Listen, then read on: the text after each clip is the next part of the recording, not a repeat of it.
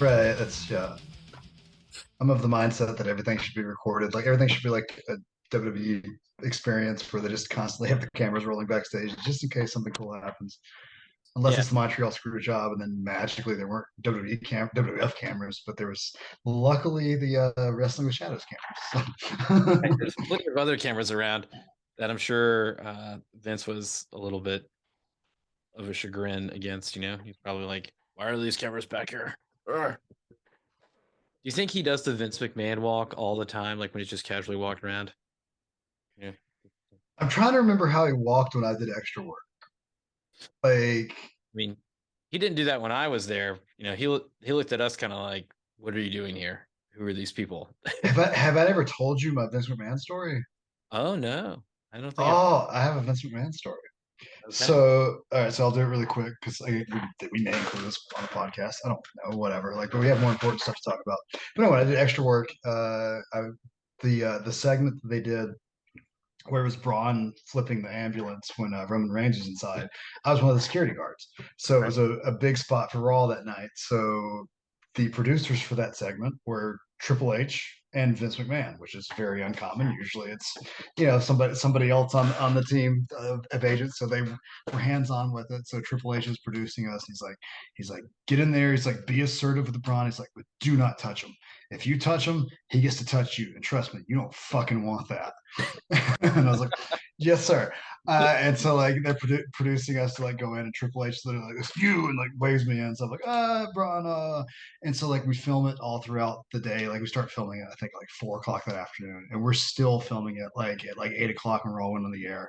It was going on. The segment was airing at the 9 o'clock hour. So they're it's such a huge long like 15-minute segment. They're breaking it up into like movie shots. So there's one shot where we need to be out of the way, so we're hiding behind a wall. And so I stand behind the wall, and then I turn over and look and see the guy standing right next to me, and it's Vince. And Vince is, hands on with everything. So he's starting to look around the wall, making sure that he can see what's going on. So everything's fine. Then he realizes he's in the shot, and he goes, fuck shit. And I did that. I lost it. I started laughing. Hysterically. I'm like, I'm gonna get blackballed from wrestling. I'm gonna get thrown out of the building. Oh shit! Like I'm booked for SmackDown tomorrow too. Fuck, what the fuck am I gonna do? And he turns and looks at me, just like stone faced for a second. And he goes, and then we laughed together. And so like I laughed at and with your man. Oh, that's awesome. Yeah, So. that's the best way to go. He basically looked at us and was like, "What are you doing here? Who are they with?" And like we didn't respond fast enough. He's like, "Get them out of here." And it was like, no, we're with her. We should not have pointed at Tori Wilson. We should have pointed to like some other ring crew person. That would have worked out. Um, but anyway, yeah. More importantly, kind of why we're here today. So a couple of weeks ago, we talked about protein in all of its aspects. So this week, we're focused on what if you don't eat meat? So, That I have trouble comprehending that. I think I do a better job of comprehending that than you do, judging by some of some of the statements you made a couple of weeks ago on the hey, no, I comprehend it. The issue is that I comprehend it really well. podcast. You're too educated. That's the problem. Yeah, yeah. What's your flaw? What? I feel like I know too much. I know more than you. That's my problem. uh, but keep in mind, if you do go over to franchisenutritionandfitness.com, sign up for the free meet and greet. Ryan will not speak to you that way. Ryan's actually really good at this whole coaching thing. He's not Yeah, going to act like even though he's pretty sure he knows more than you do, he's not going to act like it. He only does that on the podcast and to me and to everybody else in his personal life. Professionally, though, he will happily treat you with kindness and respect. yeah. It is comical a little bit, that we do this podcast and this way we kind of talk how we normally talk to each other. I saw this meme the other day. It was like how girls talk to each other. It's like fake compliments, fake compliments. And then it's how guys talk to each other, fake insults, fake insults. So it sounds like we hate everybody all the time. Right, and I know Only that's people that like talk to their kids do. it's always been so funny. Like you and I do that to like the nth degree. Like I know it's hey asshole. Like even like the like the worst times in our lives. We've gone through really tough stuff, and that's still how we repeat each other because we know it's coming from a place of love. Like it'd be weird not to say, "Hey, asshole," like what's wrong? Like you don't love me anymore? Like things So, you know, maybe changed. take that as like, if I don't talk to you that way, maybe you should be concerned. Yeah, yeah. People I don't care about, I just treat with indifference. Yeah, like people I care about, like you pick on a little bit. It's kind of yeah. And, but on the other side of things, so there's a couple of caveats here with not eating meat, right? So if it is your religious perspective, I get that. Totally understand that's a cultural thing, that's a religious thing. I'm very religious with my religion, and I stick to the tenets of it. So if that's one of the things that you stand by, I understand, and we can work around all that. Um, and then on the other side of it, there are people with opinions about things like plant proteins are better for you than animal proteins, which that is not true. We talked about that 2 weeks ago. But you can still get an fairly large sum of protein in if you are not consuming animal products. But the problem with that, for me personally, is the volume of food I must consume in order to reach my protein goals. Absolutely. Yeah, I've worked with a vegetarian client in the past that yeah, was a strength athlete. And so coming up with ideas of what his meals look like and just the amount of food he was having to eat versus the amount of food you or I would have to eat on the same program, yeah, was pretty astronomical.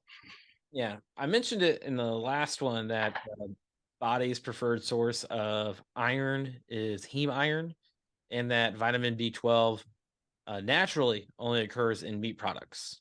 Right. So um, but let's say you are not eating meat, you know, and you got to get an adequate amount of iron in. Otherwise, you might end up being anemic, which would not be good. Um, and then on the other side, you still need vitamin B12, or you might become anemic, which would not be good. So, how do you get those things um, that are quintessential in meat products if you don't? Uh, the short answer to that, you have to supplement with it. Like you're, there is a practice paper by the Academy of Nutrition and Dietetics, which I'm a member of because I have to be. So, um, but there's a practice paper by them about um, vegetarianism. I'll link it in the show notes. And or veganism, and can you get adequate iron?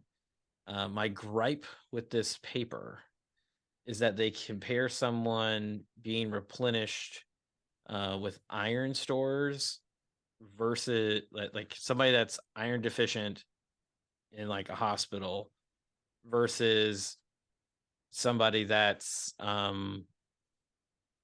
just eating an inadequate amount of food. Like it's not like they're not the same. Like they're comparing apples and oranges, and they're saying, "Oh, look, you can replete this person that's in a hospital with iron supplements, and then it'll be perfectly fine." Which is just like if you eat vegetables and you don't, and it's like, no, that's not actually what's going to happen. What's going to happen with the person in the hospitals? They're going to give them IV iron. They're not going It's going to be absorbed a little differently. to go straight into your blood. And consuming adequate amount of food to get the adequate amount of iron in it from a vegetable source, you have to consume a large volume. Like it's around, let's say, a deck of cards is what's commonly equivalent to one serving of meat, about 2 to 3 ounces of meat. Um, See, and that has a certain amount of iron in it. Not going to go over these details; it'd be ridiculous for this podcast. But to get a similar amount of iron from vegetables, let's say it's spinach, you have to eat like close to a quarter of an acre of spinach to get the same volume of Jesus. bioavailability. All right, so like, I hate to tell you, you're probably not going to get adequate amount of iron from your vegetable sources. Like it's not going to happen. Um, for bioavailability, right? So that's why you have to supplement with it. If you consume soy as your primary protein source for vegetables, it restricts your iron absorbability, and so you need even more. So, just so you guys know out there, for those of you that want to be vegetarians or vegans for an opinion, purpose, you're missing out on a large amount of what's available to you meat. Don't shit on people with opinions though. Like, I don't know. Yeah, everybody can have their opinion. Let me tell you, yeah, this person like the other day even tried to tell me that whey protein was bad for you. good. All right, good. We were texting about this conversation. I was like, this needs to go on the I podcast. I All was right, so all right, you have to, yeah. yeah. So absolutely infuriating as a dietitian, and as a person that's been a personal trainer for a long period of time. All right. So on both of those fronts, it all comes together in this one conversation. I had a patient who was on hemodialysis, which your body, you need a lot of protein for. It's very catabolic. It'll break your body down. It'll steal your protein. So person on hemodialysis, and they have amputations that have been recently completed, so they need extra protein to help heal all these things, right? So they got all these things and it requires more protein. They are not consuming enough food. So their spouse asked me, "Hey, what can I give my spouse to get more protein to them?" And I suggested a 100% whey protein supplement mixed into a small volume of water.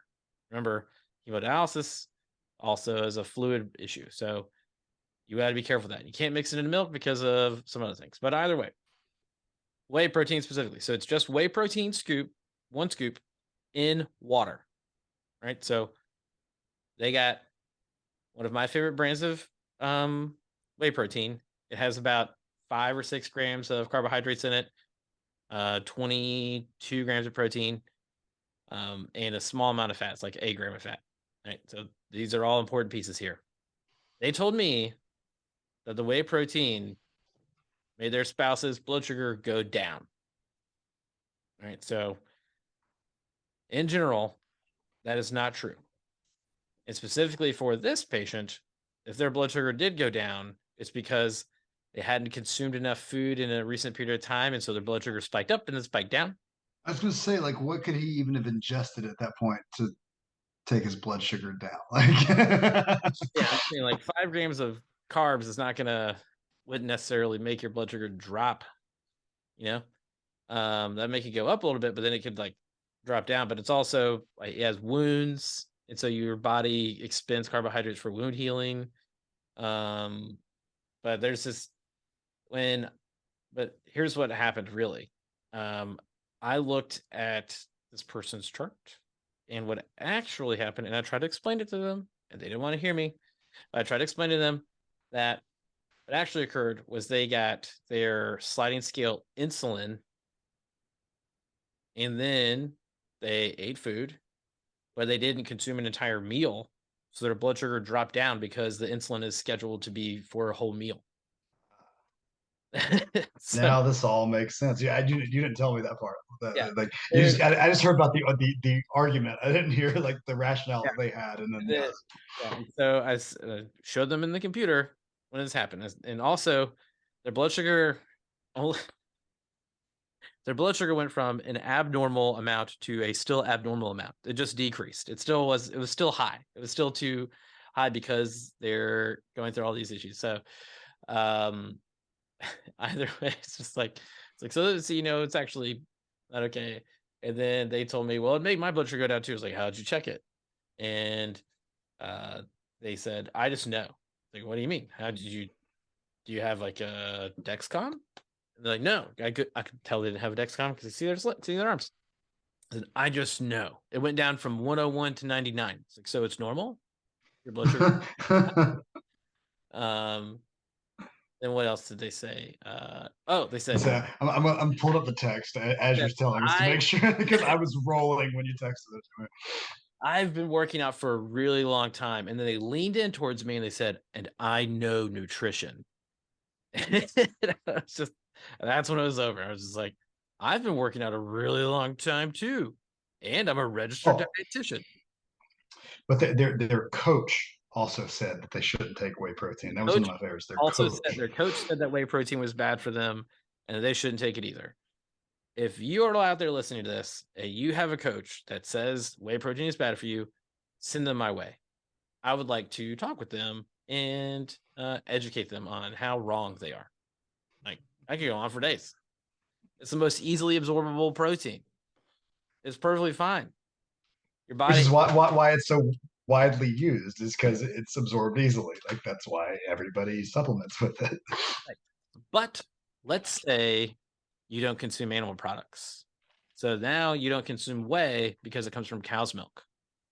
So if you were trying to do a supplement of protein and you're a vegetarian or vegan, there's plenty of them on the market. A lot of them are pea or rice proteins.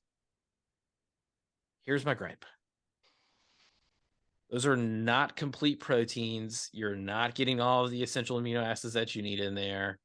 It it's good marketing, but when it comes to the proteins that are available out there in the vegetable sources, none of them are complete. So we call So them. you're still dealing with the issue of complementary proteins, even if you're trying to supplement with a protein supplement that's vegan. Yes, exactly. Which is the so for those of you out there that aren't vegetarian or vegan, you may not have heard this before, but Matt just referenced the complementary proteins. What that means is that there are a certain number of essential amino acids, and only part of them are in vegetable sources. So most commonly, there's about half of them are in legumes, quote unquote legumes, which are like beans. And explain why they're essential, I think, and why we need them, why they're essential, what they do, and why you can't get them from plant sources. Okay, all right, yes, good, good question, Matt. Um, all right, so essential amino acids. I'm just gonna pull it up so that way I can give you the quick textbook definition because I will roll on about. Your body can only get them from food. Yeah, your body can only get them from food. That's what it's essential. Um, but when we're thinking about the essential amino acids, what the concern there is that um, there are three categories: essential amino acids, non-essential amino acids, and conditionally essential amino acids. Right. So the essential amino acids, though, are the ones like Matt said has to come from food, and the reasoning for this is that your body can't create them from other things. So you need them to help you break down food. You need it to help you build muscle, build the enzymes in your body that help turn things on and off, make things work. The other, when it's talked about as the building blocks, like you'll hear that referenced a lot. That's a building block. I reference it as when you're building a house, it's like the wood, the concrete, all of the pieces of your house. Because Ryan doesn't like to say blocks. He wants to say everything else other than blocks. So Yeah, other it's than blocks, because like I'm trying to get an analogy to like somebody like you say building blocks or like oh Legos whatever, but it's like have you ever seen a house built with no materials? No, you have to have materials to put together, right? But you can have this big stack of materials out on a work site, but something's got to be putting into place, right? How does there's workers moving around? Those workers are the carbohydrates and fat that your body also needs to put all of that building material into place. While you need a certain amount of it, you're going to need a lot more of the other things, carbohydrates and fat, to help move all that in because that's where the bulk of your energy, your calories are going to come from. We'll talk about that on future podcasts. But if you don't get these essential amino acids like we're talking about right now, you're not going to be able to put all of it together. Like you could get a good, maybe you get all the wood, but you don't have the concrete, right? So that's like you need that foundation, the essential pieces in there to make it work. Um, but that's why I use those references. That's where the analogies come from. It's like the other day I was talking to somebody, I said, have you ever seen anything built ever? And their spouse was like, oh yeah, he works in construction. I was like, okay. And he's like, so you've seen a lot of stuff built? And he's like, yeah, man, I helped build my own house. I was like, you helped build your own house. That's great. Could you have done that with no materials? And he's like, well, no. I was like, so how do you build your body with none? He's like, oh, good point. I was like, yeah, you got to eat. That's kind of the whole thing. And specifically, you need protein, um, which is the same thing with that guy. But so those essential amino acids, There are 9 of them. I'm going to rattle them off real fast: histidine, isoleucine, leucine, lysine, methionine, phenylalanine, threonine, tryptophan, and valine. Right? We'll get on. We're gonna get lots of tryptophan. Well, I guess we probably post this after, but so we had a lot of tryptophan on Yeah. Thanksgiving. That's about after Thanksgiving. So we had a lot of tryptophan. If you had a lot of turkey, you got to get a pretty large amount of turkey to get a good amount of tryptophan. But if you had turkey and ham, though, pretty solid that you got plenty of tryptophan. So, um, but we'll get on. We can do like another podcast on like essential amino acids later on, because there's some interesting stuff in there that's like very specific with kind of what most people are listening to this podcast for: building muscle mass and trying to be um, quote unquote healthier people overall. You want to maintain a good weight, build muscle mass, you want to be stronger, you want to be faster, you want to be able to do activities of daily living with ease. Um, ADLs, there we go. That's one of our acronyms. If you want to go back and do the alphabet soup episode. yeah. But either way, when it comes to vegetables, they don't have all of them. No, none of them have all of them. They are all in meat products. They're all in muscle sources, but they are not in all vegetables. So you need complementary ones, where legumes and grains. So things like black beans and rice. Those are complementary legume grains. Interestingly enough, though, I will say this: it used to be thought that you had to have them at the same meal, but you don't. Just as long as they're within 24 hours of each other. So if you have like garbanzo beans at lunch one day, by the next day you have to have some kind of grain product. Like maybe you have a slice of bread, a couple of slices of bread, right? So at another meal, like um, I don't know. I can't think of a sandwich I would eat that would just be bread and and no meat. Just a mayonnaise sandwich, and well, it's got an egg. Yeah, It's so hard. I don't It's want to so use. hard to think. I want to say peanut butter, because that would be really odd. Oh, maybe if you had a tomato and mustard, like a BLT with no bacon. I don't know why you would do that, but I mean, So just lettuce and tomato and mustard. lettuce, tomato, mustard, no mayonnaise, so that way there's no animal product in there, and a slice of bread. So it sounds like a terrible sandwich. It's yeah. So if you're out there and you enjoy sandwiches and you're vegan, like let us know what sandwiches you really enjoy. Like obviously like there's different soy substitutes and stuff out there. Like I want to get you started on your Beyond rant and everything like we did in the last episode. That's Yeah. Let's see. Vegemite. You could have Vegemite. Like, what was that? Men at Work. You have a Vegemite sandwich. That is made from brewer's yeast, I think. Old brewer's yeast. Vegemite. delicious. Have you ever had Vegemite? I have not. I have to tell you. I count myself lucky. Yeah, I have to say, I've had it before, and I was like, I don't see how they do it. But I'm also not Australian, right? So I feel like it's more popular down there. So, um, but either way, essentially, you got to get complementary proteins. You can get enough in if you consume a lot. You said essentially, huh? Yeah, right. Essentially, you can get um, all of them if you get the complementary proteins. You can get a lot of it. Like you'd have to eat, 6 times a day generally to be able to tolerate the volume of food to get the adequate amount of protein if you're a vegetarian or a vegan. Um, which is like we think about it all the time, doing like a meatless day, like an entirely meatless day, but we end up having eggs. So if I was going to strip out um, animal sources of protein, I would go nuts for protein, plenty of beans, plenty of rice. Um, but the problem there is like that's a lot of fiber. So it becomes a little uncomfortable when you're consuming that volume of fiber. Yeah, I don't think I've ever had like I can ever remember like outside of like days where I'm like deathly ill and not eating much, like a meatless day. I can't remember the last time I went a whole 24 hours without a complete protein. Yeah. So just for reference, let's see here. Let's do black beans have 8 grams of protein per half of a cup. A 172-gram chicken breast contains about 54 grams of protein, right? Yeah, So it's really hard to get the amount of protein you need from beans.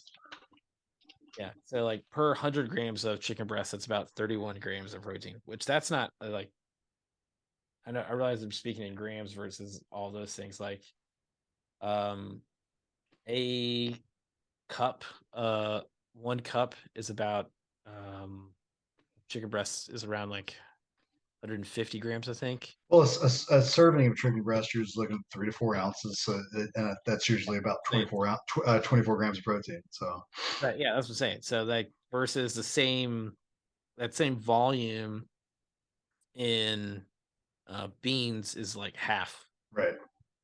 So I mean, just for reference there, like you have to get twice as much vegetable things in order to get the same amount of protein. Can If you imagine eating 24 grams of protein worth of black beans? Like, my no. stomach feels so bloated just thinking about that. Yeah, And I love black beans. Like, I could eat that much, but then I would not be happy afterwards. yeah. I mean, like when I think Toilet, my toilet would not be happy either. But yeah, if it was like nachos or something, then maybe you'd be all right. I don't know, but I don't. That's all I really got to say. Like, because this was supposed to be simple about protein. So we already complained about protein powders that are vegan. Um, and like I said, the volume is just really high. So if you're trying to be vegetarian or vegan, vegetarian, people include lots of things. Like you could be a lacto-ovo vegetarian, so you can consume milk and eggs products. But um, that would be most people that I know that are quote unquote vegetarians are like ovo vegetarians. Like they have eggs and vegetables. The few people that I know that are vegans, um, like they're eating all day long kind of people. Like right. I never see them without a snack. So it's like I can't like that's just such a large amount of time spent eating. Um, and also again, like if it's your religious preference that you want to be vegan, I get it, and it's part of the challenge of being whatever religious life you're going to follow. There's some amount of sacrifice involved there. Um, but on the other side of it, I'm not in any of those religions, so I eat plenty of meat. Give me all the burgers, steaks, and chicken and pork I can have. Yeah, man. Yeah. Oh, last week we talked about chest exercises, right? So I am happy to say that I've moved on to using bands. So made it. And Woo. I still have to reorder another set of bands apparently. Right. So, either way, this week was all about being a vegetarian or vegan when it comes to protein. And then next week, we're going to talk about more exercise stuff. So, let us know, you guys out there in podcast land, what are some of your favorite vegetarian recipes or vegan recipes? What are some things that you like to eat when it comes? Is there a weird sandwich that you enjoy that way I've never thought about? Is it Vegemite? Yeah, I very much want to hear weird sandwiches, and then we can make them and eat them on the podcast. Yeah, hey, that would be. I mean, people might find it entertaining. And coming soon, we'll have franchise nutrition and fitness on YouTube, so it'll be to watch it even there. So coming Watch soon. us gorge ourselves on Vegemite. Now I feel like we both should order Vegemite just for the hell of it. Yeah, Just I'm just gonna eat. oh. Either Hey, way. hey Siri, order Vegemite. Oh, there it goes. All right. Until next time, maximize every bite. Maximize every rep.